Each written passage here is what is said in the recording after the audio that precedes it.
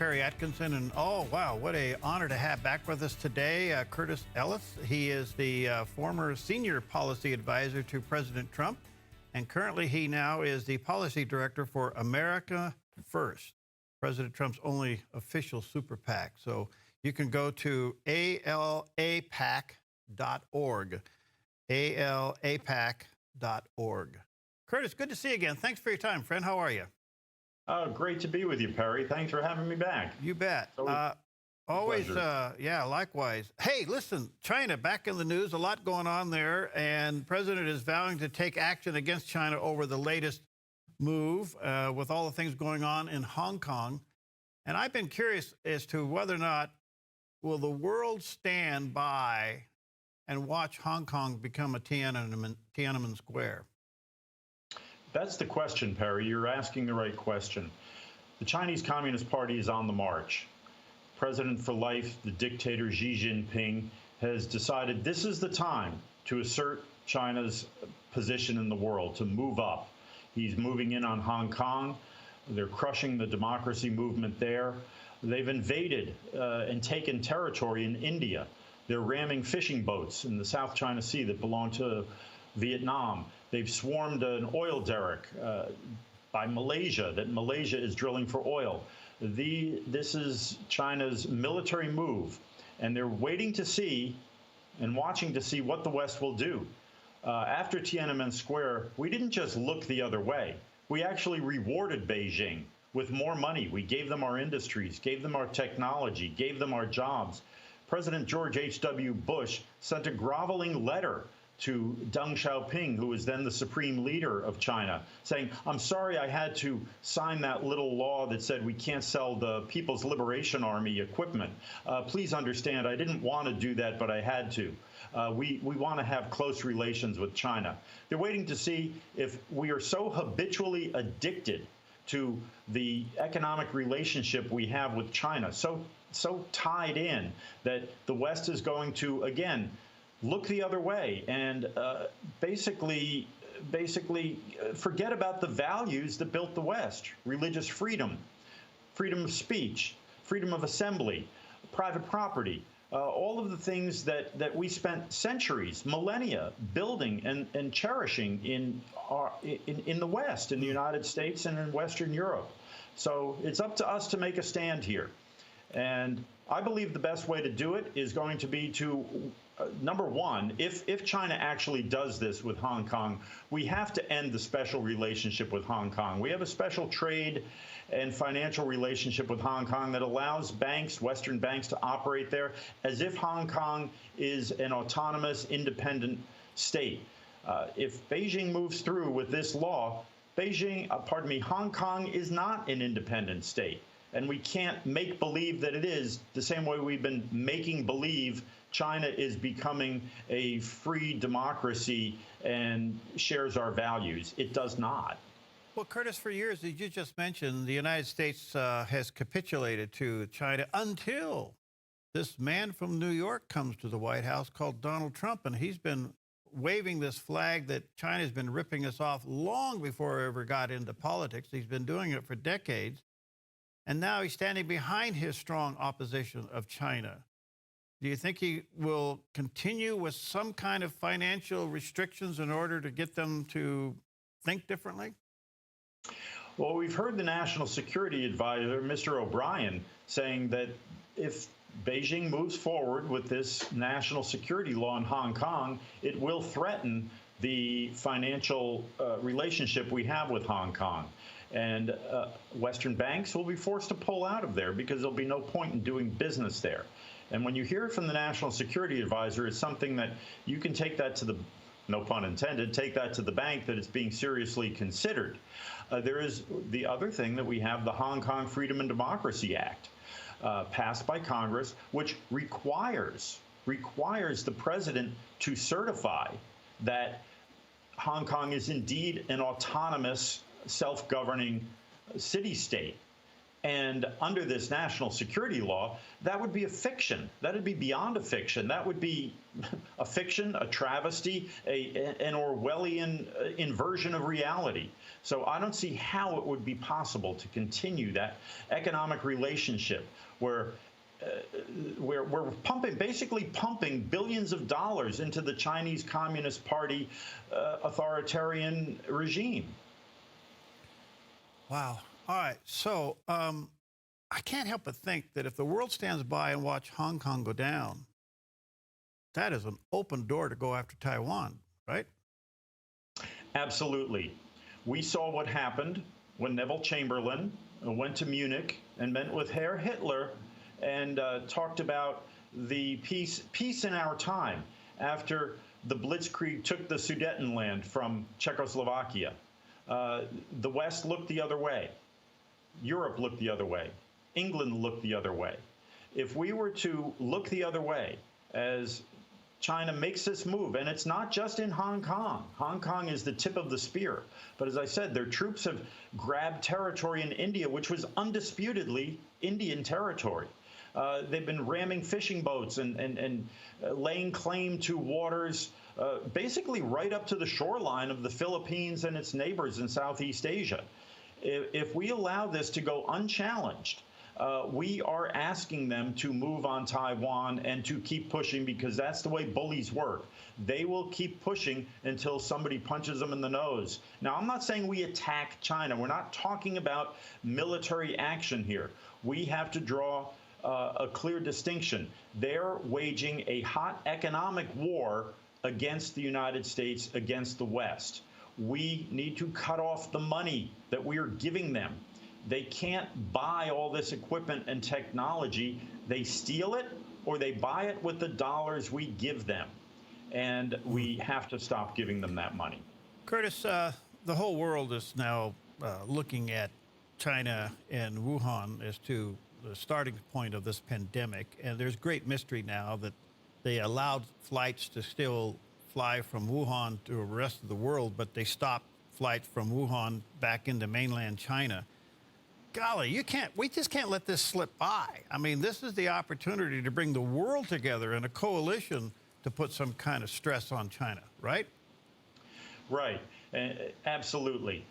Unfortunately, China is adept at splitting alliances and turning the enemy's camp against itself. That's classic Chinese military strategy, and we can see it at work here. We have within our own country interests in Wall Street. Ray Dalio, for example, Bridgewater Capital, has billions of dollars of Chinese government money in his hedge fund, and he's out there singing the praises of China, saying it's a superior system. We have Germany has been very, very quiet on the Hong Kong front. They've still have yet to come out strongly against that. We saw, until the pandemic, we saw Britain ready to allow Huawei into its internet and 5G system, which would basically give them give China, the Chinese Communist Party, eavesdropping capability on everything that happened in Great Britain and between Great Britain and the rest of the world. That's unacceptable. Britain has now reconsidered this. The Parliament is not about to let that happen. But yes, we have to bring the world together. The world must come together. The West must stand united. And it takes leadership, and that's what President Trump has given. He was the first man in the White House to ever say, China is not our friend. We have to be very careful with this regime and what we're doing there. And look at this latest, the latest development in the Phase 1 trade deal. American companies, American finance companies, Wall Street is now allowed to operate inside China in ways it never was before. And one of the crucial things specifically delineated in the trade deal is that Wall Street companies can buy China's distressed debt. China allowed Wall Street companies to become debt collectors inside the People's Republic of China. What this does is it gives Wall Street firms a vested interest in doing business with and in China. This is another attempt by Beijing to turn our own interests against us. Yeah. The same way we would have pension funds Yeah. Luckily, we drew back on the federal pension funds, but we still have other pension funds invested in Chinese companies. That makes our retirees reticent to confront China because it might hurt their retirement savings. Yeah, and that's got to be one of the biggest pressure points that the president faces is pushback, is That's right. follow the money. Let me go to another angle here. When Hong Kong was turned back to China, they operated for decades under freedom. So in the hearts of those Chinese is this God-given thing called freedom. And also in China, there is this incredible underground spiritual renewal. You would think the combination of those two, I don't care how much pressure they on them, they can't put that fire out. You agree? I agree. I agree 100%. It's similar to what we saw with the civil rights movement in our own country decades ago. It was no accident that that movement came out of the church. Martin Luther King was Reverend Martin Luther King. When you see the entire manifested reality, material reality, arrayed against you, saying there is no other way, oppression is the way, whether it's the police, the judges, the courts, the local government, the national government, it is instituting a system that has always been and always will be. But there is a force greater than what we see. There is a force greater beyond time and space that tells us there is another way. Yeah. And that is God, and that is spiritual, and that's what's motivating the protesters in Hong Kong, just as it motivated the civil rights marchers in Selma, Alabama. Beautiful. All right. Human rights violations across the board, not only in China. Of course, we see it in North Korea. But it seems like the UN has gone silent with that policy. Not even worth the paper it's written on. Do you think that'll ever be renewed? I don't think so. The Chinese influence, the Chinese Communist Party's influence over there in Turtle Bay, where UN headquarters is in New York City, is phenomenal. They control 15 agencies. You look at some of the dictatorships and human rights abusers that are on the UN Human Rights Council. The whole thing is a joke. I used to cover the UN. I was a journalist up there. And I used to have some faith that there was some type of retrievability, that they could get something out of it, but that we could get something out of it. But it just seems so far gone now. I despair of any possibility of redemption at the United Nations. One other quick question, Curtis.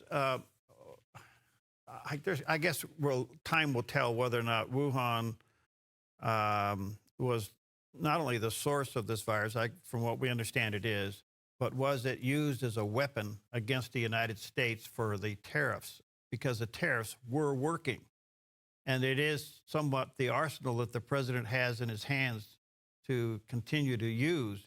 Do you suspect that will happen?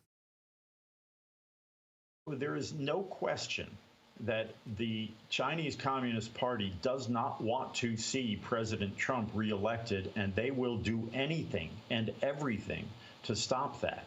In the past, this is a crowd, the Communist Party of China, that would slaughter millions of its own people in order to stay in power. Mm-hmm. So they have no compunctions whatsoever about whatever death and destruction they wreak on the world. If that's what it takes for their survival. President Trump was the first man in the West to stand up against the totalitarian dictatorship of China and expose them for what they are.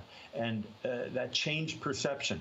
Now, I suspect that what happened is when they discovered they had this virus going through their country, and creating problems in their economy, they said, well, misery loves company. Let's make sure other people suffer as well, so we're not the only ones flat on our back. And they're gambling that they will recover while the rest of the world is still in the recovery room, that they'll be back on their feet while we're still flat on our back, and they will use that opportunity, that lag time, to take over. And we cannot let that happen. And everyone who is saying stay shut down, keep the economy closed, is playing right into the grand design of the Chinese Communist Party. So then the allowing of it to leave Wuhan and go to the rest of the world was with a malicious intent. I absolutely believe so. Why did they not tell the world there's human-to-human transmission? They knew it. They knew it. Why didn't they tell the World Health Organization? Instead of doing that, they sent the largest delegation ever to Davos, Switzerland, to make a grand presentation about the superiority of the Chinese system. Instead of doing that, they sent a large delegation to Washington to sign the Phase 1 trade deal. They deliberately hid this from the world, and that is inexcusable. Inexcusable. Curtis, thank you for your time. We value it greatly. You could be anywhere. You always give us the time. Thank you. And thank you for your perspective from the greater spectrum on this thing that we're not alone. God will take care of us. We just got to be patient here. Thank you, Perry, for spreading the word. All right. God bless you, my friend. Good to see you. God bless you.